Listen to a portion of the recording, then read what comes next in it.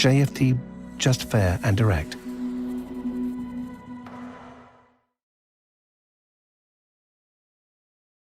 Okay, hello and good morning everyone. Welcome to JFD Traders Espresso with me, Darius Anucauskas. Today's the 12th of February 2021. So yep, welcome everyone. Welcome to this Friday's morning session where we're going to have a very quick look at the markets, a few of the charts, the usual stuff. But before we do that, as always, let's quickly have a read through our risk disclaimer. So the content we produce does not constitute investment advice or investment recommendation, should not be considered as such, and does not in any way constitute an invitation to acquire any financial instrument or product. As always, I'll give you a few seconds to read the rest and we can continue.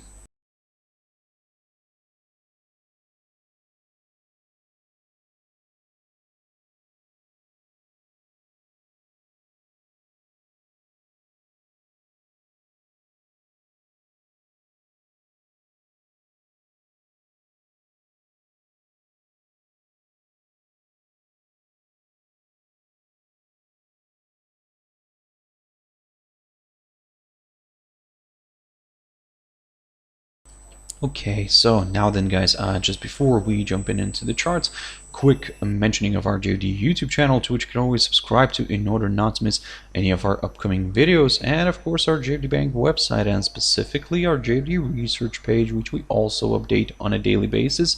So yep, feel free to visit us here on jfdbank.com and click on the research tab right there on the top. Now then, so the Nikkei 225, that's the first one I want to pick up here. It opened up, it was on holiday, and initially it did open up higher, but it quickly kind of reversed back down and still closed the day in the red, and remained near this 29,519 zone, just kind of bang on that area. Of course, if you remember this level, I talked about that one, and that was the lowest point of May of 1990. And what I was saying, if it remains above it, then it has a good chance to move further north. Now, it did move further north. However, as you can see, the bears kind of took control here and pushed the index back down. So maybe, just maybe, the index isn't, well, I should say the index is not ready maybe to go forward further. But of course, we'll see how today's US session is going to go through, how today's European session, of course, is going to go through, and then we'll take it from there. So for now, long story short, basically, given that, like I said, today we saw this one reversing back to the downside here, I'm going to stick to this little idea there where I said that in a way we could see a bit of a maybe corrective move here lower if it gets back below this 29,519 zone, and then I'm not going to target way too kind of two low levels here, but initially my target is going to be this 28,980 zone, and then I'll take it from there. If you want to have a look at the weekly chart, because I mean here we'll have a nice false breakout here. So basically we had a nice false breakout here through this area, and kind of in a way we can say that this barrier, this in the lowest point of May of 1990, kind of continued to provide decent resistance. So let's see if next week we can get a bit of a decline. For now, this is what I'm going to be kind of considering here, just a small little correction to the downside before another possible leg of buying, and then we'll take it from there, of course. Now, jumping into the German index, the DAX, and here yesterday the index closed in positive territory, however, remained within the trading range of the previous day, which means that for now we'll have to just kind of wait here, and we'll have to see what it wants to do after. Still, the same game plan remains. I mean, what I'm looking at here is a potential kind of move here above this 14,063 territory in order to consider the upside, and in order to consider the downside I would need to see a drop below that 13,866 territory again to get a little bit more excited with lower areas. Looking at the cash index right now, we can see that the price is already back below that psychological 14,000 zone. Now, of course, it will be interesting to see if we can actually get out of, first of all, if we can get out of the trading range of yesterday. If so, and let me just grab one of the lines here. So the low, for example, of yesterday's range is near the 13,916. If we get a drop below this, then yep, all eyes are on the trading range of Wednesday. And of course, let's keep an eye on that 21-day EMA, which so far is doing a nice job acting as a good area of support. However, if that gets broken here and we see a drop below this 13,866 territory, now that's where it could become a little bit more interesting for sellers. So for now, guys, I'm taking a bit of a step away here, and also given the taking into account that today's Friday, well, I just don't want to mess up anything here before going into the weekend. And I strongly recommend the same to you guys. So if there is no clear indication of potential or for a next directional move, don't try to squeeze something out of it, guys, because again, it will end up being the wrong way. And well, I mean, yeah, let's try to kind of go into the weekend without any big losses, I would say.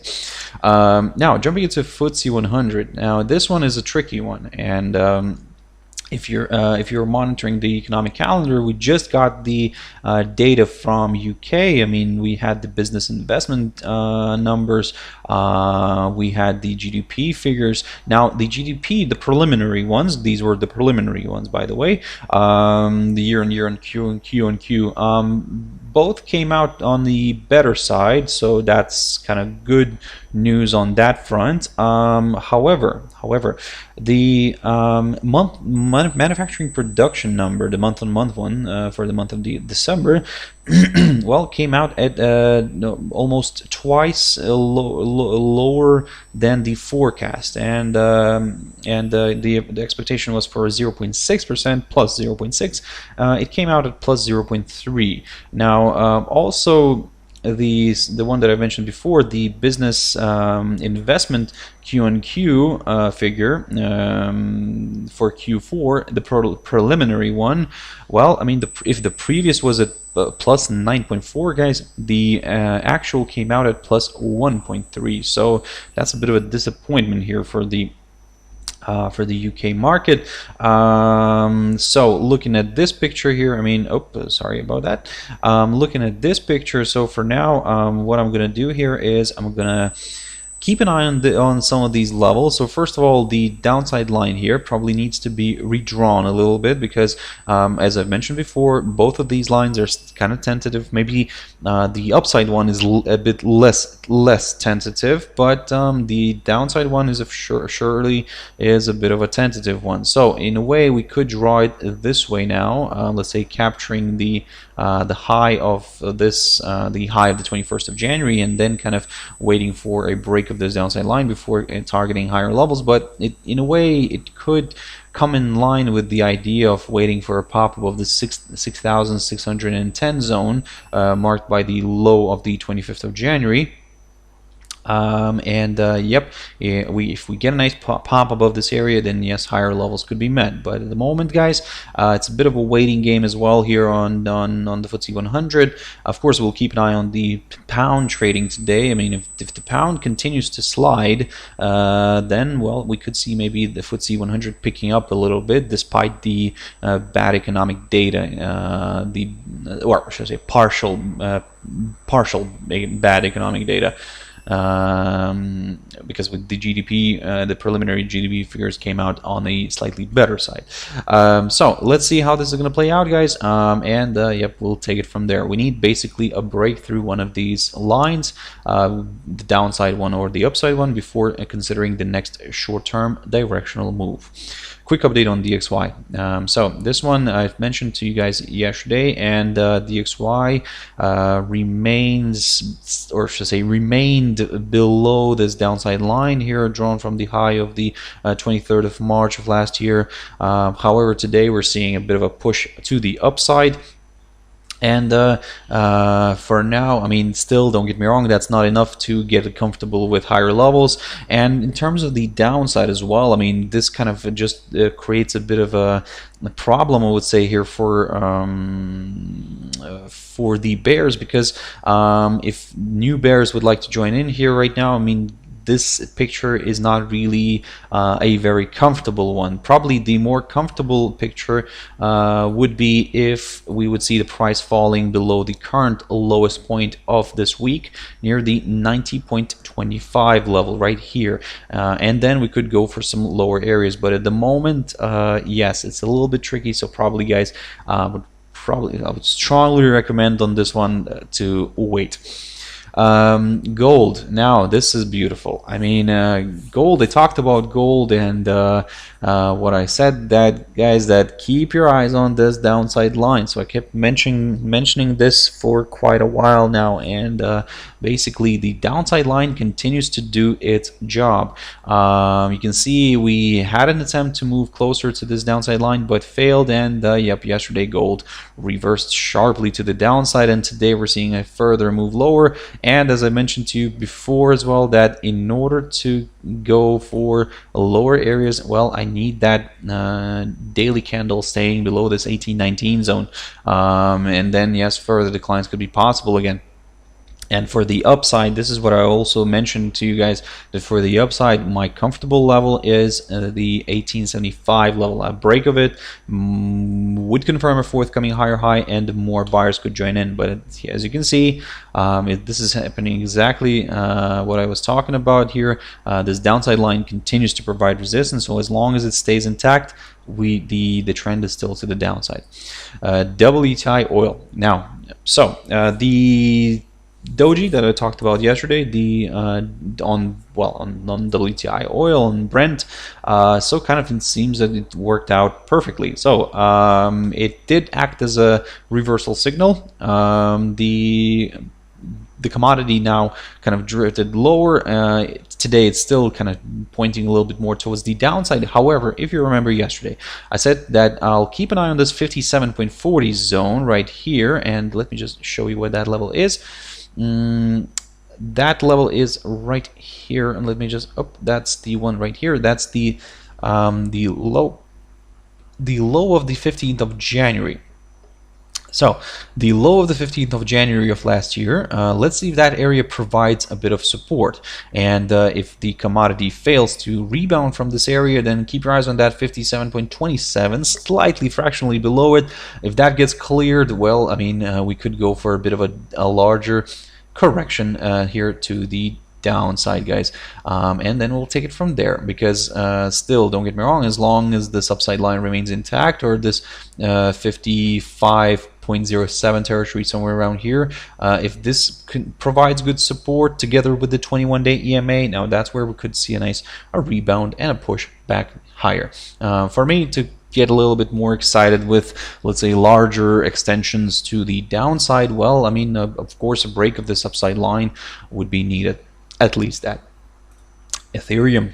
So for the second, it seems that for the second day in a row, it's failing to reach its Wednesday's high. So the Wednesday's high was around 1838, 39 zone, approximately around there. Yesterday we had an attempt to push higher, but failed, and today also another attempt to push higher, but failed. But what you could probably see here is, actually, before I jump into a 4-hour chart, overall, yeah, we're still trading above this upside line drawn from the low of the 23rd of December. So in a way, the trend is still to the upside. However, maybe I'm kind of hoping to see here a small correction to the downside. However, don't get me wrong, the market doesn't always do what I want it to do, but yeah, for now, it would be nice to see maybe a bit of a corrective move lower here, test of this upside line, and then a push higher. But that's in the ideal world. For now, what we could do here is jumping into a 4-hour chart. So for now, what we could do here is keep our eyes on the little, let's say, triangle pattern here, and basically that means that the crypto right now is getting into a little squeeze. So the it's not going to be here, it's going to be right from here.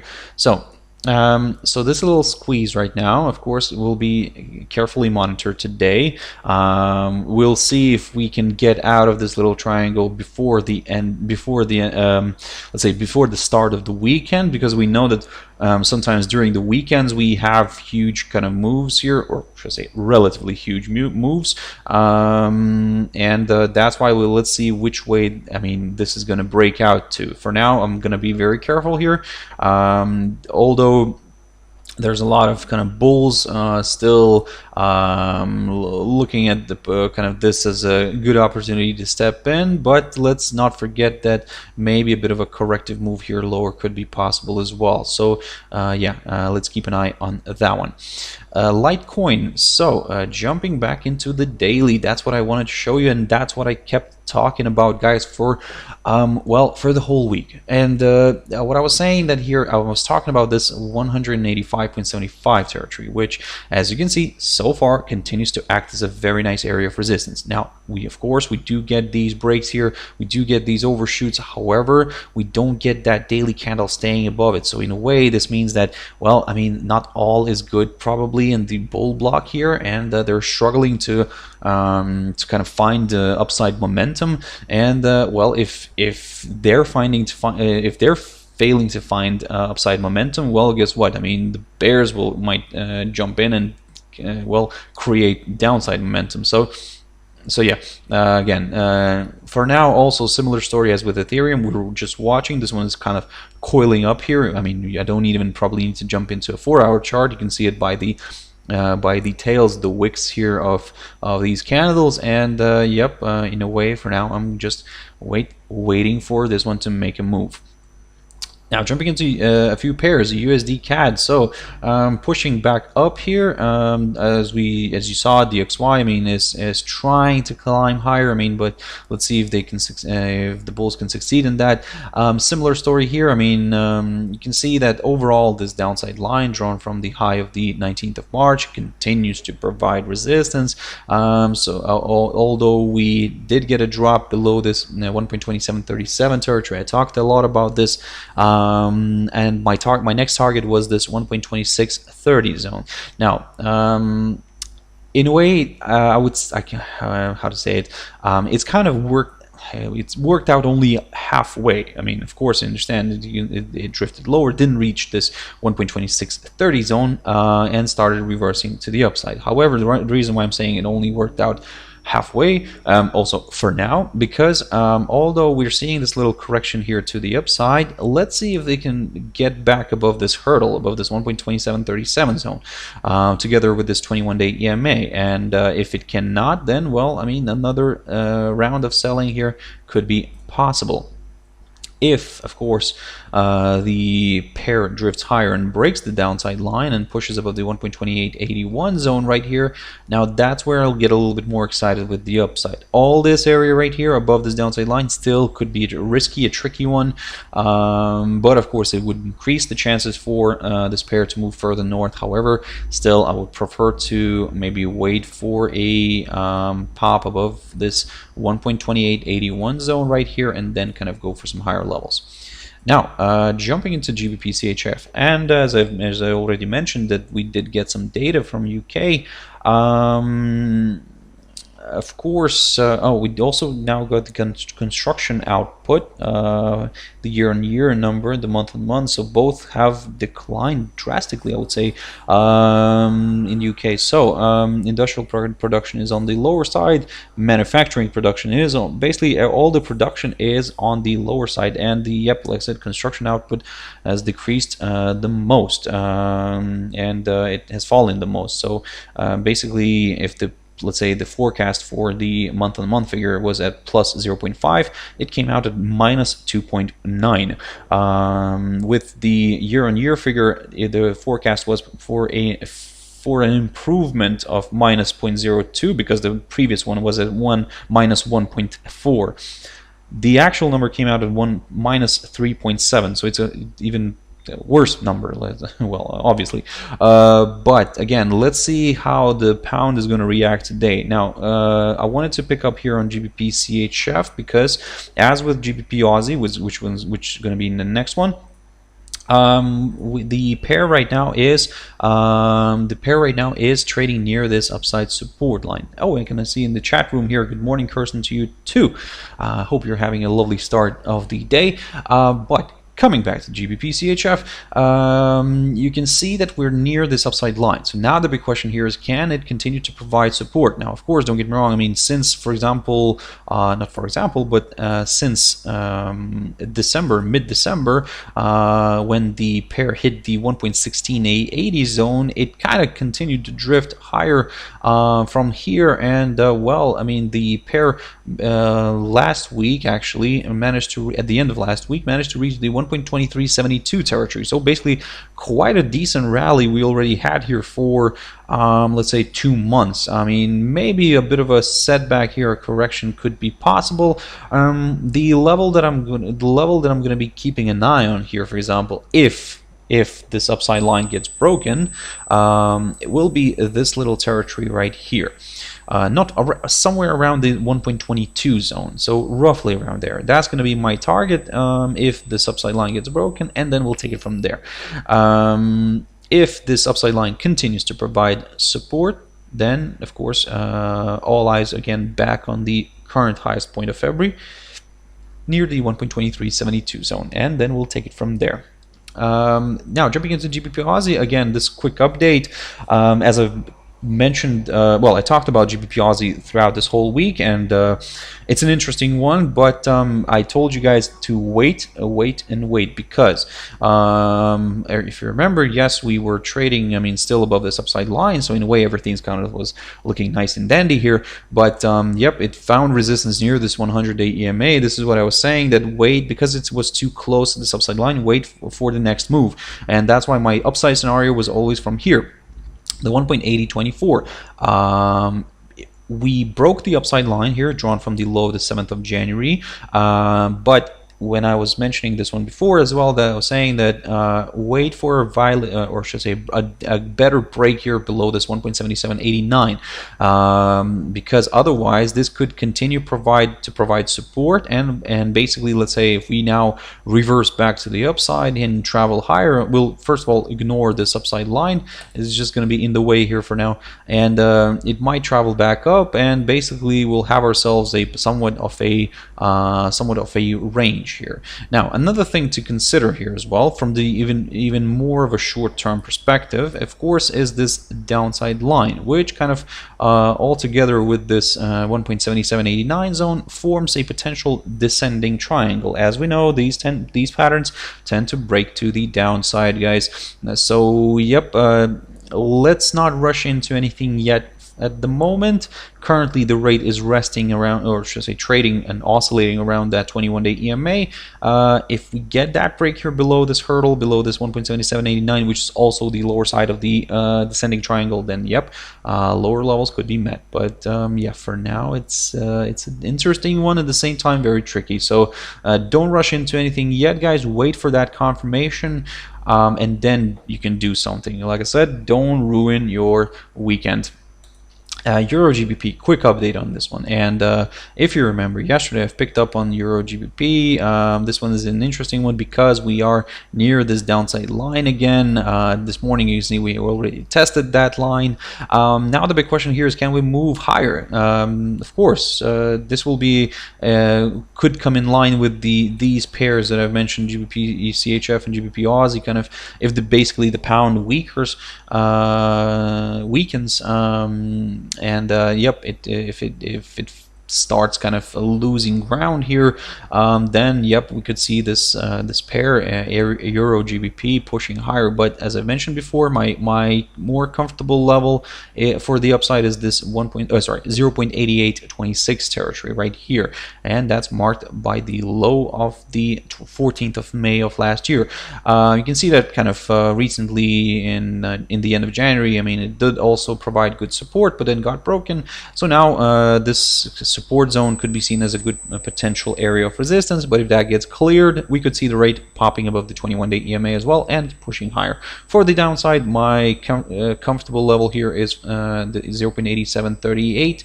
A drop below this, yep, will confirm a forthcoming lower low, and further declines are possible. And finally, EURUSD. So this one is stuck. Again, we're just stuck here below this 1.2156 territory. I keep talking about this level throughout this whole week. Now, looking at this picture and how everything kind of shaped up in the past few days, probably I'll ignore slightly the fact that the pair right now is trading above the 21-day EMA, and I'll mainly focus on this hurdle, this 1.2156, because just to be a little bit more on the safe side.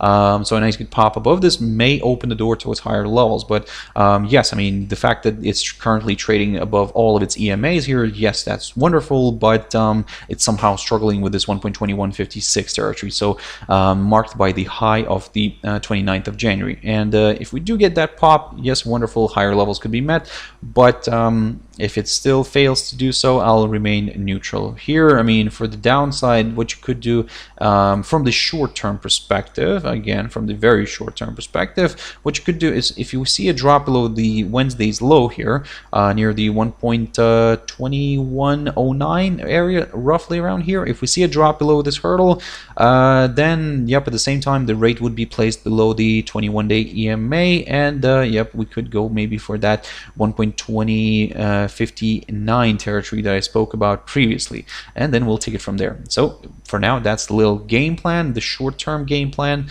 So let's see if that's gonna play out. Let me just kind of enlarge this a little bit. There we go. So yeah, that's what I'm going to be looking at for today. If we stay today in this little range here, then, well, I'm not touching it, and just I'll continue observing the price action, and I'll wait for next week. So guys, I hope you found it useful. Thank you very much for joining in and watching this one till the end. I really appreciate that. Thank you very much for your views, for your likes, for your comments, guys. I really do. And if you want to join me later on, my traders tea time, 13:30 GMT, we'll have a quick update on some of these instruments, maybe some other ones, and then it will just be, like I said, a quick overview of what has happened during this time. But yeah, guys, I hope, like I said, I hope you'll have a wonderful trading day. Stay safe, and I'll see you later. Thank you very much, and bye-bye.